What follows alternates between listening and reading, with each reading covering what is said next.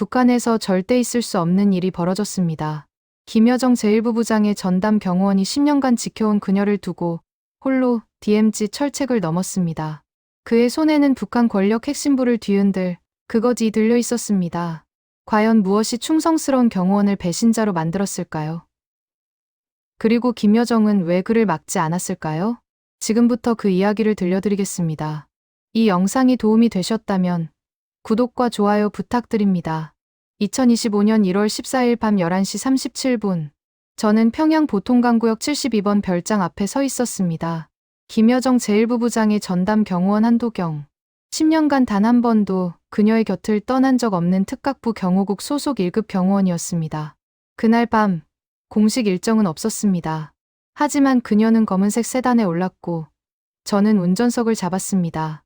목적지는 말하지 않았습니다. 그럴 필요도 없었습니다. 10년간 함께했던 우리는 말하지 않아도 알았습니다. 차는 평양 외곽으로 향했습니다. 대동강을 건너 인적 없는 산길로 접어들었습니다. 1월의 평양은 영하 18도. 차창 밖으로 하얀 입김이 피어올랐습니다. 도경 동무. 그녀가 처음으로 입을 열었습니다. 백미러로 보이는 그녀의 얼굴은 평소와 달랐습니다. 권력자의 냉철함이 아니라 지친 인간의 얼굴이었습니다. 예, 부부장님. 세상엔 우리가 보는 것 말고도 다른 길이 있다오. 저는 순간 핸들을 꽉 쥐었습니다.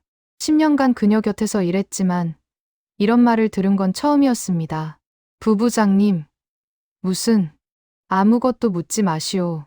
그저 듣기만 하면 돼요. 차는 계속 달렸습니다. 그리고 어느 언덕 위에 멈췄습니다. 저 멀리 평양 시내의 불빛이 보였습니다. 주최사상탑, 유령호텔, 만수대 기념궁전 화려한 불빛 뒤에 숨겨진 어둠을 우리는 알고 있었습니다. 도경 동무는 이 나라를 믿소? 저는 대답할 수 없었습니다. 경호원으로서, 당원으로서 해야 할 대답은 명확했습니다. 하지만 그 순간 제 입에서는 아무 말도 나오지 않았습니다. 그녀는 차에서 내렸습니다. 추운 겨울밤, 코트도 입지 않은 채로. 저는 급히 뒤를 따랐습니다. 부부장님, 추우십니다. 괜찮소. 이 추위는 익숙하오. 그녀는 평양 야경을 바라보며 말했습니다. 저 불빛들 아래 몇 명이나 오늘 밤을 굶고 있을까요? 몇 명이나 내일을 두려워하며 떨고 있을까요? 저는 처음으로 알았습니다. 그녀도 흔들리고 있다는 것을. 권력의 정점에서 누구보다 많은 것을 가진 그녀가 가장 외로웠다는 것을. 도경 동무, 당신은 나를 지켜줄 수 있겠소? 목숨을 걸고 지키겠습니다. 부부장님. 그녀는 쓸쓸하게 웃었습니다. 그 말 기억하겠소. 그날 밤, 우리는 새벽 3시가 되어서야 별장으로 돌아왔습니다. 저는 몰랐습니다. 그날이 모든 것의 시작이었다는 것을. 2015년 봄, 저는 특각부 경호국에 배치되었습니다. 당시 27세, 조선인민군 특수부대 출신으로 5년간 무사고 기록을 가진 최정예 경호원이었습니다. 첫 배치 장소는 김여정 부부장 경호조. 당시 그녀는 30대 초반, 이미 당 중앙위원회에서 막강한 영향력을 행사하고 있었습니다. 한도경 동무요? 잘 부탁하오. 처음 만난 날, 그녀는 담담하게 말했습니다. 차갑지도 따뜻하지도 않은 목소리. 하지만 그 눈빛에는 무언가 다른 것이 있었습니다. 10년. 저는 그녀의 그림자가 되었습니다. 아침 6시, 기상과 동시에 보고서를 확인하고 밤 12시 취침 전까지 단 1m도 떨어지지 않았습니다. 공식 행사장에서도, 비공식 회의에서도, 심지어 그녀가 혼자 책을 읽을 때도 저는 문 밖에 서 있었습니다. 그리고 저는 보았습니다. 겉으로는 냉철한 권력자였지만 혼자 남았을 때 그녀가 얼마나 지쳐 있는지를. 2018년 어느 가을날, 평양에서 대규모 숙청이 있었습니다. 김정은 위원장의 명령으로 당 간부 17명이 한꺼번에 처형되었습니다. 그 중에는 김여정 부부장과 함께 일했던 사람들도 있었습니다. 그날 밤, 저는 집무실 밖에서 이상한 소리를 들었습니다. 울음소리? 아니었습니다. 그녀는 울지 않았습니다. 하지만 무언가를 깨뜨리는 소리가 들렸습니다. 저는 문을 두드렸습니다. 부부장님, 괜찮으십니까? 들어오시오. 집무실 바닥에는 깨진 유리잔이 널려 있었습니다. 그녀는 창가에 서서 밖을 바라보고 있었습니다. 도경 동무 권력이란 게 뭘까요? 부부장님? 사람을 지킬 수도 없으면서 사람을 죽일 수는 있는 것. 그게 권력이오. 그녀의 목소리는 떨리고 있었습니다. 저 사람들은 제 동료였소. 함께 밥을 먹고 회의를 하고 미래를 꿈꾸던 사람들이었소. 그런데 지금은 이름조차 부를 수 없게 되었소. 저는 처음으로 그녀에게 다가갔습니다. 경호원으로서는 월권이었지만 저는 더 이상 참을 수 없었습니다.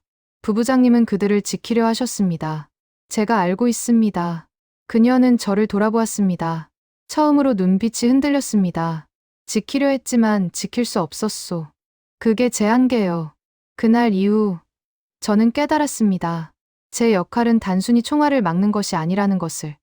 그녀의 마음을 지키는 것이라는 것을. 어느새 저는 그녀를 보호해야 할 대상이 아니라 지켜주고 싶은 사람으로 바라보고 있었습니다. 챕터 3 숙청 명단. 그리고 김여정의 이름. 2024년 12월 3일. 평양은 첫눈이 내리고 있었습니다. 저는 김여정 부부장의 집무실 옆 경호실에서 일과 보고서를 작성하고 있었습니다. 밤 11시. 부부장님은 이미 퇴근하셨고 저는 마지막 점검을 마치고 있었습니다. 그때였습니다. 집무실 책상 위에 빨간 봉투가 놓여 있었습니다. 국가보위성 극비 문서. 평소라면 절대 보지 않았을 것입니다. 하지만 그날따라 이상한 예감이 들었습니다. 저는 주위를 살폈습니다. CCTV는 이미 부부장님의 명령으로 경호실 방향만 촬영하도록 설정되어 있었습니다. 복도에는 아무도 없었습니다. 손이 떨렸습니다. 하지만 저는 봉투를 열었습니다. 2025년 1분기 정치적 위험 요소 제거 대상 예비 명단. 명단에는 17명의 이름이 적혀 있었습니다. 당 간부, 군 장성, 과학자 그리고 15번. 김여정 찡유전 조선노동당 제1부부장. 사유 정치적 영향력 과다. 대남 협상 과정에서 독자 노선 의심. 장기적 권력 안정성 위협 요소. 제 심장이 멈추는 것 같았습니다. 김여정 부부장이 숙청 대상? 불가능했습니다. 그녀는 김정은 위원장의 친여동생이었습니다. 가장 신뢰받는 측근이었습니다. 하지만 북한에서는 피도 권력 앞에서는 무의미했습니다. 저는 문서를 다시 봉투에 넣었습니다. 손이 너무 떨려서 봉투가 찢어질 뻔했습니다. 다음 날 아침, 저는 평소처럼 부부장님을 모셨습니다. 하지만 제 얼굴을 본 그녀가 물었습니다. 도경 동무 무슨 일 있소? 아닙니다. 부부장님. 거짓말 마시오. 10년을 함께 했소. 당신 표정은 내가 다 아오. 저는 입술을 깨물었습니다. 말해야 할까? 하지만 말한다면 저도 부부장님도 위험해질 것입니다. 하지만 그녀는 이미 알고 있다는 듯이 말했습니다. 어젯밤 집무실에 들어왔지요? 부부장님. 괜찮소. 당신이 볼 줄 알았소. 그녀는 창밖을 바라보며 말했습니다. 이 나라에서는 누구도 안전하지 않소. 김씨 성을 가졌다고 해서 예외는 아니오. 아니, 오히려 더 위험할 수도 있소. 부부장님 어떻게 이런 일이. 권력은 끊임없이 의심하고 의심은 결국 제거로 이어지오. 형님도 저를 믿지 못하는 거요. 그녀의 목소리에는 체념이 섞여 있었습니다. 도경 동무, 당신은 아직 젊소. 살 날이 많소. 부부장님, 무슨, 곧 선택해야 할 때가 올 거요. 그때는 나를 버리고 살아남으시오. 저는 고개를 저었습니다. 절대 그럴 수 없습니다. 그녀는 쓸쓸하게 웃었습니다. 충성스럽군요. 하지만 충성만으로는 아무도 지킬 수 없소. 그날 이후 저는 알았습니다. 그녀조차 안전하지 않은 곳 그것이 북한이라는 것을. 2025년 1월 20일. 그날은 김정일 위원장 생일 기념일이었습니다. 평양 전역에서 대규모 행사가 열렸습니다. 하지만 김여정 부부장은 공식 행사를 일찍 떠났습니다. 이유는 건강 이상. 하지만 저는 알고 있었습니다. 그녀가 더 이상 버티기 힘들어한다는 것을. 밤 10시. 평양 교회의 비밀 별장. 그녀는 저를 불렀습니다. 도경 동무, 앉으시오. 저는 의자에 앉았습니다. 경호원이 임무 중에 앉는 것은 규정 위반이었지만 그녀의 명령이었습니다. 술 한잔 하겠소? 부부장님, 저는 규정 따위 신경 쓰지 마시오. 오늘은 경호원이 아니라 한 사람으로서 이야기하고 싶소. 그녀는 평양 소주 2잔을 따랐습니다. 10년간 함께했지만 함께 술을 마신 적은 한 번도 없었습니다. 도경 동무는 가족이 있소? 부모님은 함경북도 청진에 계십니다. 그리고 여동생이 하나 있습니다. 보고 싶지 않소? 그렇습니다. 나도 그렇소. 그녀는 술잔을 비우며 말했습니다. 오빠는 이제 나를 보지 않소. 동료들은 나를 두려워하오. 가족도, 친구도, 믿을 사람도 없소. 그저 권력만 남았소. 부부장님, 도경 동무, 만약 이 나라를 떠날 수 있다면 어디로 가고 싶소? 저는 술잔을 내려놓았습니다.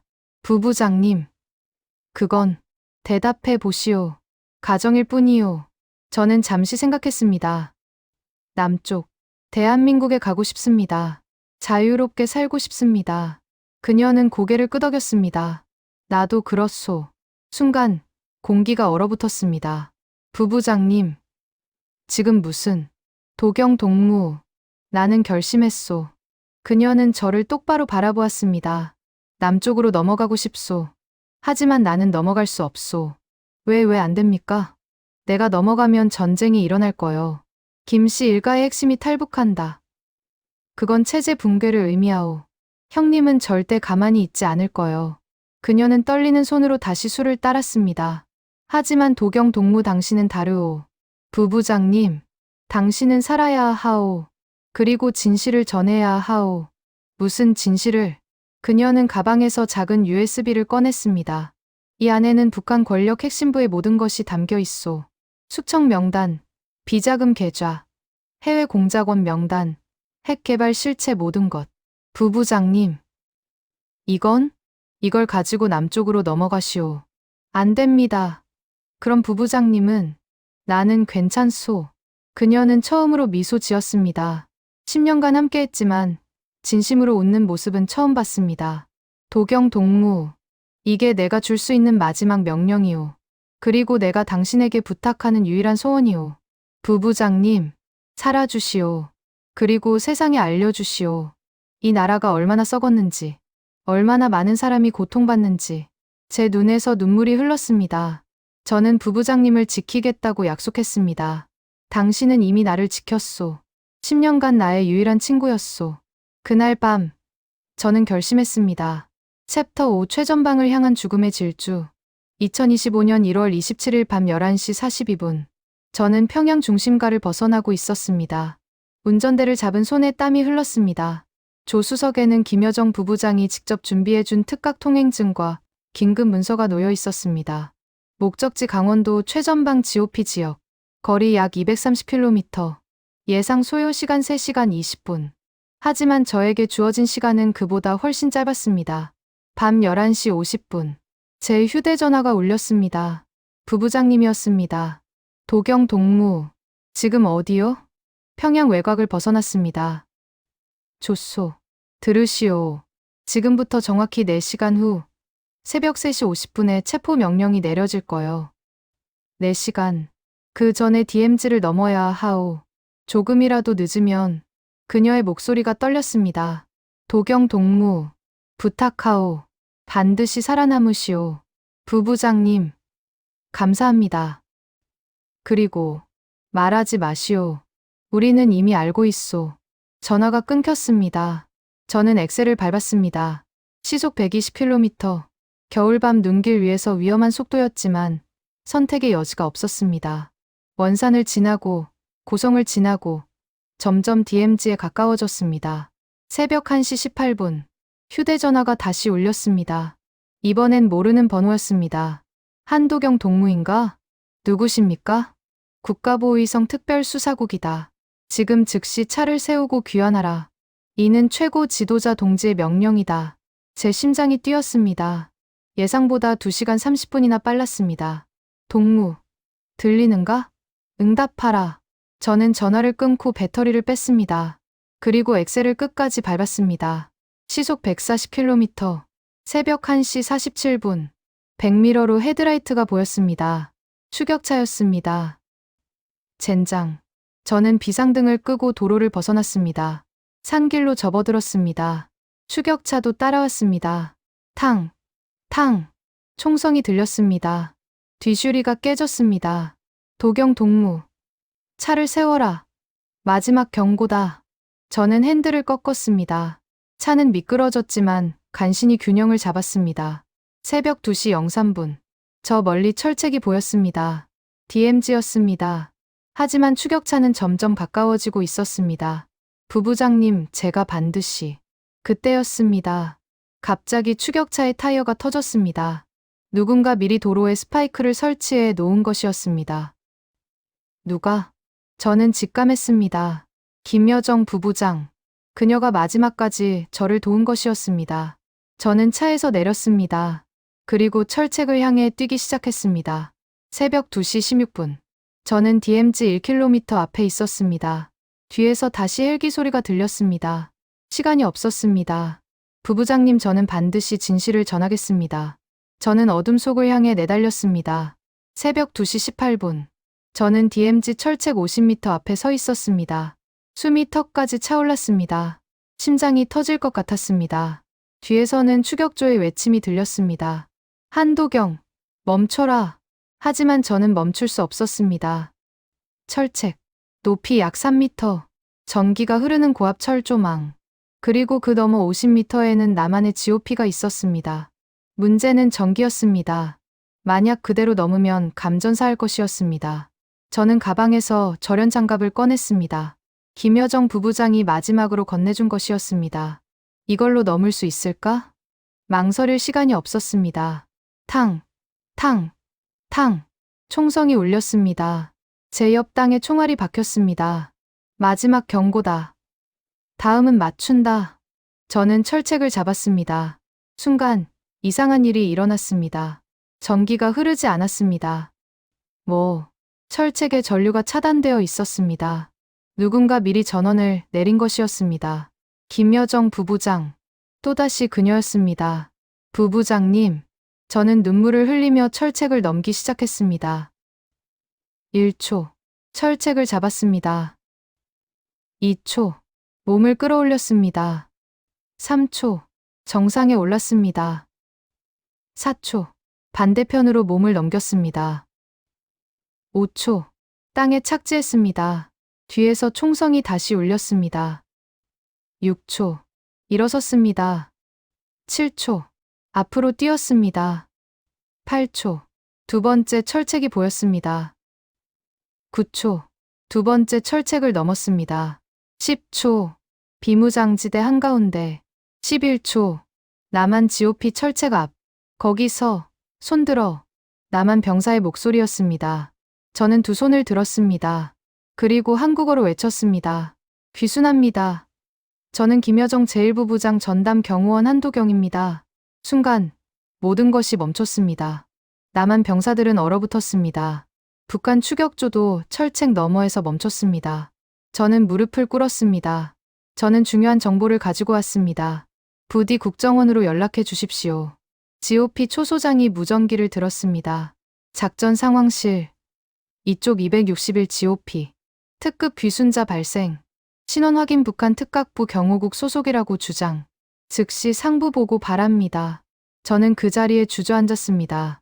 11초. 인생이 바뀌는데 걸린 시간은 단 11초였습니다. 그리고 저는 마지막으로 북쪽을 돌아봤습니다. 부부장님, 감사합니다. 그리고 죄송합니다. 챕터 7 국정원 도착. 그리고 무너진 3초. 새벽 5시 32분. 저는 국가정보원 대북 상황실에 도착했습니다. GOP에서 헬기로 이송되어 단 2시간 만에 서울로 왔습니다. 모든 것이 너무 빨랐습니다. 대기실에 들어서자 10명이 넘는 요원들이 저를 둘러쌌습니다. 한도경 씨 맞습니까? 예, 그렇습니다. 신원 확인을 위해 몇 가지 질문하겠습니다. 김여정의 생년월일은 1987년 9월 26일입니다. 김여정의 당내 직함은 조선노동당 제1부부장, 선전선동부 부부장입니다. 당신이 경호원으로 배치된 날짜는 2015년 4월 3일입니다. 질문은 계속되었습니다. 30분간 쉼 없이 이어진 신원 확인. 그리고 마침내 한 요원이 말했습니다. 확인되었습니다. 한도경 씨, 대한민국에 오신 것을 환영합니다. 그 말을 듣는 순간 저는 무너졌습니다.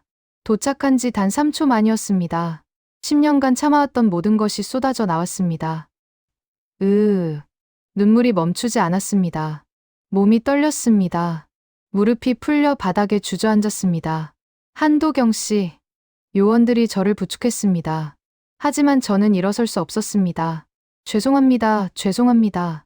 진정하세요. 여기는 안전합니다. 아닙니다. 저는 말이 나오지 않았습니다. 저는 그녀를 버리고 왔습니다. 부부장님을 혼자 두고 왔습니다. 한도경 씨. 그녀는 저를 살리려고 모든 걸 걸었습니다.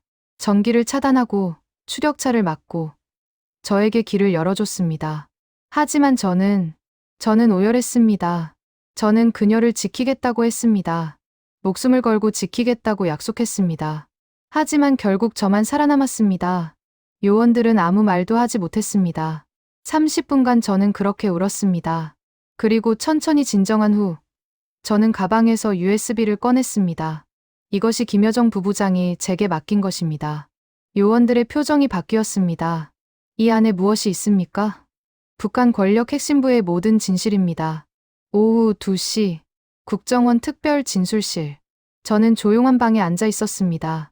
녹음기가 돌아가고 있었습니다. 한도경 씨, 준비되셨습니까? 예, 그럼 시작하겠습니다. 김여정이 당신에게 건넨 USB에 대해 설명해 주십시오. 저는 천천히 입을 열었습니다. 이 USB에는 북한 체제를 뒤흔들 수 있는 모든 것이 담겨 있습니다. 구체적으로 말씀해 주십시오. 첫째, 2025년 1분기 숙청 예정자 명단. 17명의 당 간부와 군 장성. 그리고 김여정 부부장 본인의 이름도 포함되어 있습니다. 요원들이 숨을 죽였습니다.